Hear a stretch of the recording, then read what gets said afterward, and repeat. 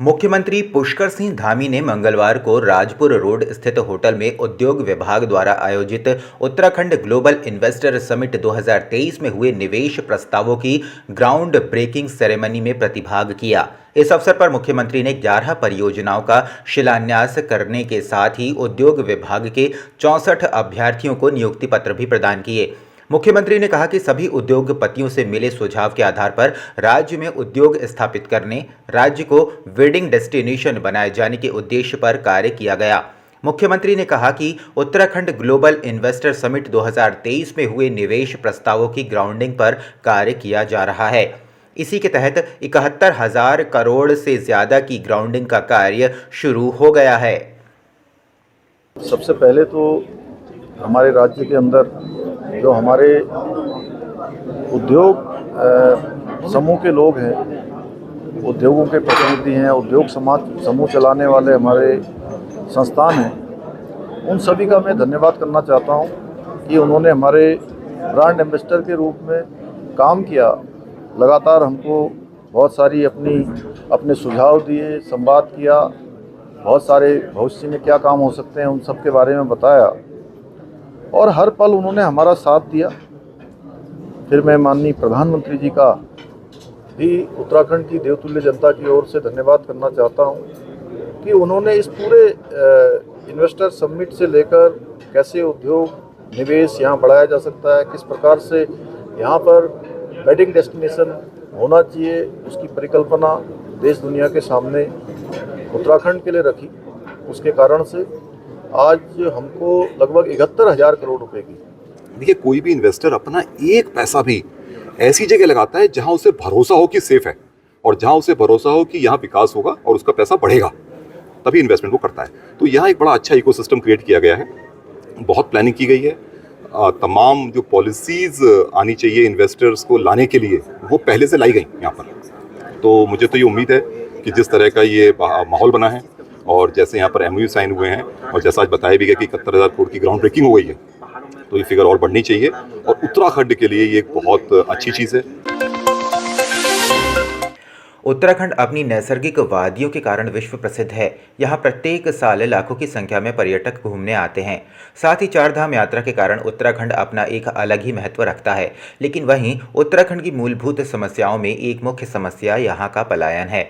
हालांकि double engine की सरकार उत्तराखंड के गाँव के सर्वांगीण विकास के लिए हमेशा से तत्पर है। वहीं कांग्रेस प्रदेश अध्यक्ष करण माहरा ने कहा है कि मुख्यमंत्री आधा सच और आधा झूठ बोलते हैं।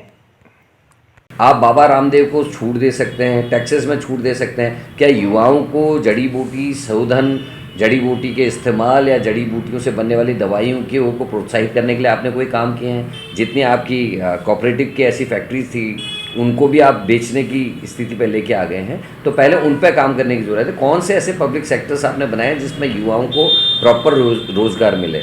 हमारे जितने सिडकुल की स्थापना जो पंडित नारायण तिवारी ने की, उसमें से 50-60% से ज़्यादा वेंडर्स जो है उत्तराखंड छोड़ के जा चुके हैं। उस पर एक श्वेत पत्र जारी करें ना।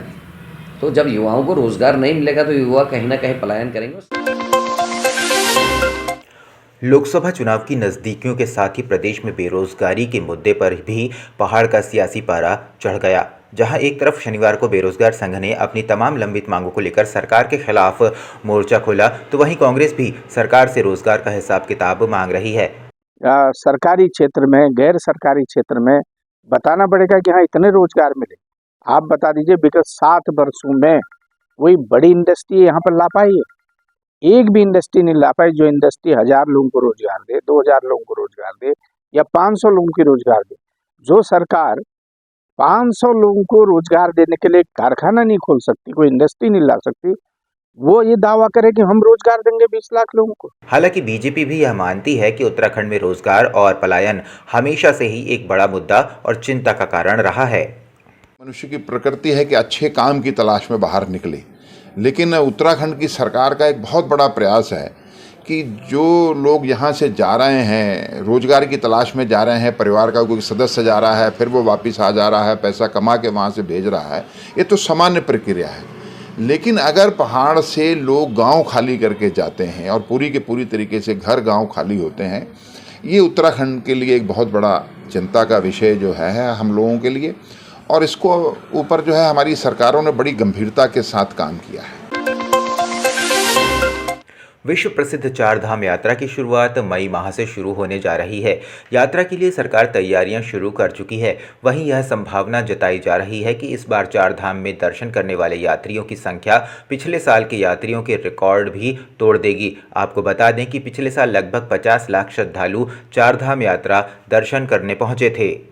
देखिए, ऐसा है कि चारधाम यात्रा 2024 के संबंध में सीएस महोदया ने भी मीटिंग ली है और उन्होंने स्पष्ट निर्देश दिया हुआ है कि इस बार की मीटिंग में, इस बार की यात्रा में किसी भी प्रकार से यात्रियों को कोई असुविधा ना हो, उसके लिए हर विभाग अपनी योजना बना ले और उस पर कार्य शुरू कर दे। इसी के अंतर्गत परिवहन विभाग द्वारा ये योजना बना ली गई है कि जो भी ऑनलाइन सर्विसेज जैसे ग्रीन कार्ड की सर्विसेज या ट्रिप कार्ड की सर्विसेज है, उसकी बैक एंड प्रिपरेशन कर ली जाए ताकि सर्वर से डाटा तुरंत फैच हो सके और आदमियों के जो भी आने वाले हमारे आगंतुक हैं उनके जो ग्रीन कार्ड है और ट्रिप कार्ड है आसानी से बन सके। शक्ति फॉर्म बंगाल से आए विस्थापित बंगाली समुदाय के मामले में नैनीताल हाईकोर्ट में सुनवाई करते हुए केंद्र सरकार से 4 हफ्ते के भीतर जवाब पेश करने को कहा है। मामले में अगली सुनवाई 7 मई को होगी। आपको बता दें कि ऊधम सिंह नगर नैनीताल हाईकोर्ट में दायर याचिका के खिलाफ 1952, 1964 और 1970 में पूर्व पाकिस्तान यानी बंगाल से आए शरणार्थियों को ऊधम सिंह नगर जिले में बसाया गया व अनुसूचित जाति का दर्जा भी दिया गया, लेकिन उन्हें अभी तक भी कई स्कीम से वंचित रखा गया है। जब हमारा माइग्रेशन हुआ, हम यहाँ पे 3 कैटेगरी में आए थे। 1962 में आए, 1964 में आए, 1970 में हम लोग यहाँ पे आए। आने के बाद हमारे जो राइट्स थे, जो ये माइग्रेशन के कापी भी हमारे पास है, इसमें कहीं नहीं लिखा है कि आपके राइट के साथ कोई हनन किया जाएगा। हमें पुनर्विस्थापित किया गया, हमें जमीन मिली, हमें मकान मिला। उसके बाद हमें एससी का दर्जा भी प्राप्त था। 1982-83 में नैनीताल डिस्ट्रिक्ट से, यही रुद्रपुर से एससी का प्रमाण पत्र बनते थे, उसी वो वैलिड था। सडनली ऐसा क्या हुआ कि वो सडनली वो प्रमाण पत्र बंद हो गए? किसके आधार पे, किसके ऑर्डर पे बंद हुआ? और फिर नया एक ऑर्डर आया जिससे बंगाली को लिखा है केवल छात्रवृत्ति हेतु। विगत 3-4 दिनों से येलो अलर्ट और पश्चिमी विक्षोभ के जबरदस्त असर से भू बैकुंठ धाम श्री बद्रीनाथ में भारी हिमपात हुआ है। मार्च माह में लंबे समय के बाद बद्रीपुरी इस तरह 4 से 5 फीट बर्फ की चादर ओढ़े नजर आ रही है। भू बैकुंठ धाम श्री बद्रीनाथ की बर्फ के बाद ताज़ा तस्वीरों में प्रकृति ने श्वेत धवल बर्फ से बद्रीपुरी का श्रृंगार किया है।